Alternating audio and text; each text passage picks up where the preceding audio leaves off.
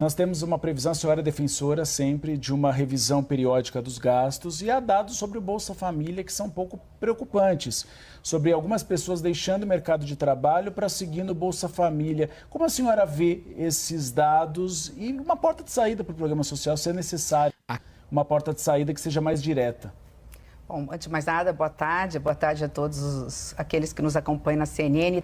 Uribe, bom, a sua pergunta é importante porque, primeiro, a revisão de gastos é uma obrigação constitucional, né? Nós estamos cuidando do dinheiro do povo brasileiro e temos que cuidar com zelo, com eficiência, com qualidade. Afinal, é um país rico que ainda tem um povo muito pobre. Então, nós temos políticas públicas que precisam ser entregues de forma imediata para a população brasileira.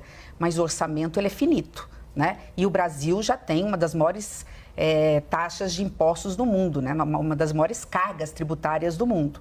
Então, como fazer o dinheiro render para as pessoas? É importante, eu gosto sempre de falar de economia de uma forma muito simples, porque assim é uma forma das pessoas assim também entenderem aquilo que nós estamos fazendo. Fazendo o dever de casa de cuidar bem do dinheiro da população brasileira. Então, desde que eu assumi o Ministério, e desde o primeiro dia, e foi determinação do presidente Lula, né? Ele me deu carta branca nesse sentido, foi estar analisando possíveis fraudes, possíveis erros e desperdício de políticas públicas. Onde eu tenho um ministério que tem uma política pública e outro que faz a mesma coisa, está tendo sombreamento? Por conta desse sombreamento, tem alguma política pública que eu estou deixando de fazer e deixando de atender para as pessoas? Paralelo a isso, nós criamos pela primeira vez na história uma secretaria, que é a Secretaria de Avaliação de Políticas Públicas.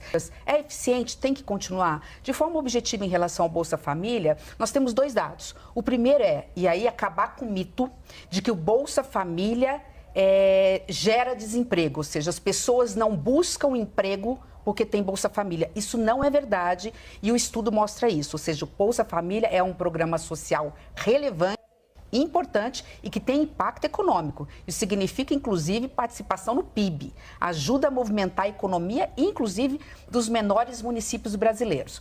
Agora, paralelo a isso, o que a gente verifica desde a época da pandemia, em função do piso ser R$ 600 para o unipessoal, em função disso, em alguns momentos a gente verifica que o Bolsa Família, no nível que está, ele, de uma certa forma, estimula a informalidade. Não é que ele é o fator principal da informalidade, nós temos N razões para a informalidade. Então, este é um dado importante. É um dado que, de alguma forma, diminui a importância do Bolsa Família? Muito pelo contrário.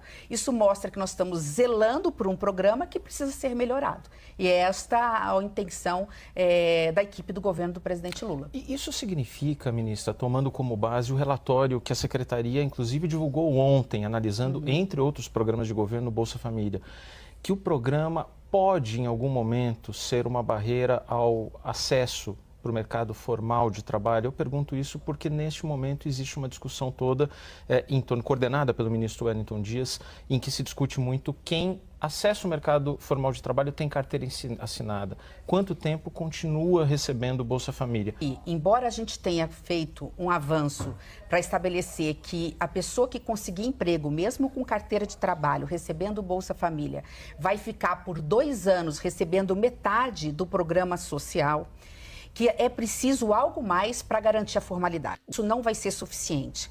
Que seria algo mais? Garantir produtividade, ou seja, pegar essas famílias ou essa pessoa que está ganhando a metade do programa, que está inserido no mercado de trabalho e qualificar.